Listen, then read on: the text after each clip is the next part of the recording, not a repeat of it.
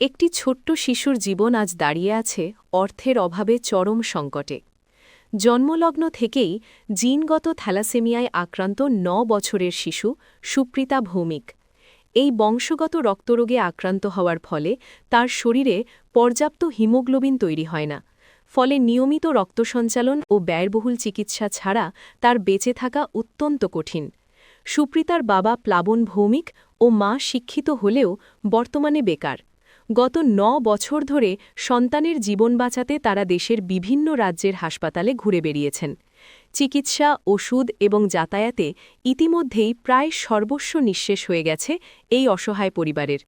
সম্প্রতি তামিলনাড়ুর একটি স্বনামধন্য হাসপাতালের চিকিৎসকেরা জানিয়েছেন, চলতি বছরের মধ্যেই উন্নত চিকিৎসা শুরু করা না গেলে সুপ্রীতার জীবন রক্ষা করা কঠিন হয়ে পড়বে। হাসপাতাল সূত্রে জানা গেছে, চিকিৎসায় সময় লাগবে প্রায় ৬ থেকে ৮ মাস এবং মোট খরচ পড়তে পারে আনুমানিক ১৬ থেকে ১৯ লক্ষ টাকা। এই বিপুল অঙ্কের অর্থ জোগাড় করা একটি দরিদ্র মধ্যবিত্ত পরিবারের পক্ষে কার্যত অসম্ভব। মানবিকতার দৃষ্টান্ত রেখে রাজ্যের মন্ত্রী শুক্লাচরণ নোয়াতিয়া সাংসদ তহবিল থেকে ৩ লক্ষ টাকা সংগ্রহ করে দেন। এছাড়াও কিছু শুভাকাঙ্ক্ষী তাদের সামর্থ্য অনুযায়ী সাহায্যের হাত বাড়িয়েছেন। সব মিলিয়ে এখন পর্যন্ত জোগাড় হয়েছে মাত্র ৭ থেকে ৮ লক্ষ টাকা, কিন্তু এখনও প্রয়োজন আরও ৮ থেকে ৯ লক্ষ টাকা। চোখে জল নিয়ে সুপ্রীতার বাবা প্লাবন ভৌমিক বলেন, আমরা বাবা মা হিসেবে শেষ চেষ্টা করছি। আমাদের মেয়েটা বাঁচতে চায়। সমাজের বিত্তবান মানুষ, স্বেচ্ছাসেবী সংগঠন ও প্রশাসনের কাছে একটাই আবেদন, মানবিকতার খাতিরে যদি কেউ একটু সাহায্য করেন তাহলে হয়তো আমাদের মেয়েটাকে বাঁচানো সম্ভব হবে।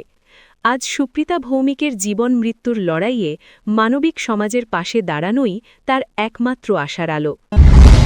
তো প্রতি মাসে 2 থেকে 3 বার করে ব্লাড দিয়ে, আর এমনিতে ওষুধ চলছে 4-5টা করে প্রতিদিন ওষুধ চলছে। ওষুধের প্রচুর একটা খরচা আসে। আর প্রতি 1 বছর 1.5 বছর নাগাদ পুরো বডি চেক আপ করতে হয়, বাইরে গিয়ে করতে হয়।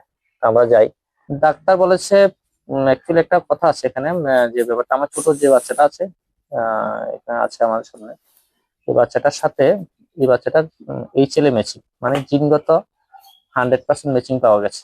ডাক্তার বলেছে যদি এই ক্ষেত্রে আমরা যদি ট্রান্সপ্ল্যান্ট, বোন মেরু প্রতিস্থাপনা যদি করাই, তখন বাচ্চা সম্পূর্ণভাবে কিউর হওয়ার একটা চান্স আছে। টাকাটা কিছু ম্যানেজ করতে পেরেছি, পুরোটা পারিনি।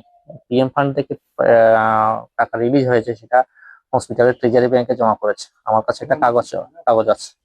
সাহায্য আশা করছি। এখনো পর্যন্ত অ্যাকচুয়ালি উনিও ব্যস্ততার মধ্যে আছেন, হয়তো কথাবার্তা হবে। উনি ব্যাপারটা জানতে পেরেছেন এবং সহযোগিতা করেছেন আমাকে, এবং সামনেও করবেন। তো অ্যাকচুয়ালি দেখা পাইনি, আশা করি ওনার সাথে কথা হয়েছে আরেকজনের মারফত, উনি লেটারটা পাঠিয়েছেন। তো আমাদের মিনিস্টার শুক্লাদা এটা পাঠিয়ে দেবে সমীপেশ অনুষ্ঠানের জন্য, তখন হয়তো মুখ্যমন্ত্রীর সঙ্গে দেখা করার সুযোগ থাকবে। এখন দেখার এই অসহায় শিশুর আর্তনাদে সমাজ ও প্রশাসন কতটা সাড়া দেয়। জোলাইবাড়ি থেকে বাহাদুর ত্রিপুরার রিপোর্ট, দ্য নিউজ 9।